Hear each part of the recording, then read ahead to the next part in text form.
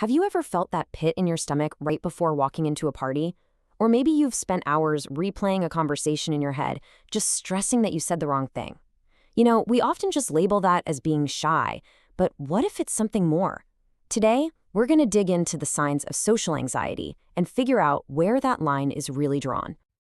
And this quote right here, it just hits the nail on the head for so many people.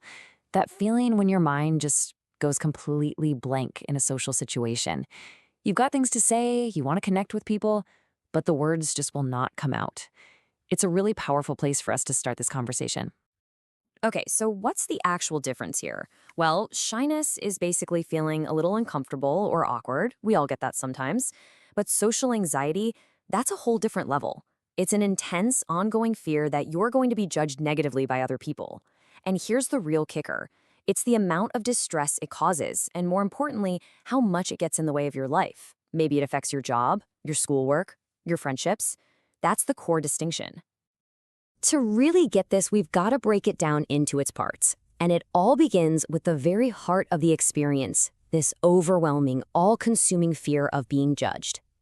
So when you look at the clinical definition, it all comes down to one key idea: negative evaluation. See, the fear isn't really about the party or the meeting itself. It's the fear of how you'll be perceived while you're there. It's this terror of doing or saying anything that could possibly be seen as awkward or weird, which you believe will lead to everyone thinking badly of you. And this fear, it gets super specific really fast. It's the worry that people will actually see you being anxious, the blushing or your hands shaking. It's the fear that you'll say something dumb or boring or worse, that you'll just freeze and have nothing to say at all. Even simple things, like eating in front of someone or signing a receipt, can feel like you're on stage under a spotlight. Now, this intense fear, it doesn't just stay trapped in your mind. Nope, it shows up in your body, physically. You can think of it like your body's alarm system going off by mistake. It's reacting to a social situation as if it's a genuine life-or-death emergency. Think about it. Your brain is hardwired to keep you safe, but it can't always tell the difference between a real physical danger, like a bear, and the perceived danger of being judged by a group of people. So when you're in a situation you fear, your brain can hit the panic button and trigger that same fight or flight response. The alarm bells are ringing loud and clear, even when you're perfectly safe. And what happens when that false alarm goes off? Well, your heart starts racing, you might start sweating or shaking, maybe your face feels hot and turns red. These feelings are just overwhelming and they feel completely out of your control.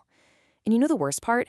These physical signs feed right back into that core fear we talked about, the fear that everyone can see just how anxious you really are.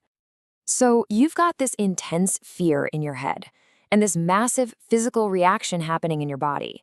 What's the most natural thing to do? Your brain starts looking for an escape hatch. And this brings us to the third piece of this whole puzzle, your behavior, and this powerful cycle of avoidance. For a lot of people, avoidance becomes the #1 strategy to deal with the fear.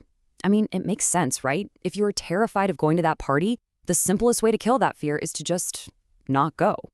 It works, you get immediate relief, and so it becomes your go-to tool for coping. But this is where things get a little more complicated. You'd think that feeling super anxious in the moment is what makes you decide to avoid something. But what's really interesting is that some research suggests it's not always that direct. This quote points to a study where, for most people, that in-the-moment anxiety wasn't actually the main reason they avoided a situation. So that decision to bail on plans isn't always a split-second, panic-fueled choice. Sometimes it's a pattern that's tied to other feelings. Maybe you're just in a low mood or feeling sad or even just irritable, and you just don't have the emotional energy to face what feels like a major social challenge. But here's the thing.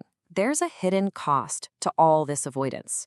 Sure, you get that relief in the short term, but you pay a price in the long run. Studies show that this pattern is linked to feeling less accomplished over time. Every time you skip something, you're kind of subtly teaching your brain that you couldn't have handled it anyway, and that can really start to chip away at your confidence. All right, so we've looked at the 3 big components: that core fear, the physical reaction, and the behavioral response.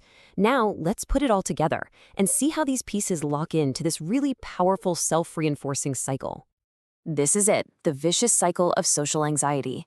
It all starts with that intense fear of being judged. That fear then triggers the physical alarm bells, the pounding heart, the sweating, all of it. So to make that awfulness stop, what do? You turn to avoidance. But here is the trap. That sense of relief you get from avoiding the situation, it actually reinforces the original fear. It teaches your brain that the situation was dangerous and you were right to avoid it. So the next time, the fear is even stronger. So we've unpacked the whole thing, the internal fear, what it feels like in your body, and the behavioral pattern that follows. We want to leave you with this one question to think about. As you look at this cycle, the fear of judgment, the physical alarm, and the urge to avoid, do these pieces come together to form a pattern that you recognize in yourself or maybe in someone you know?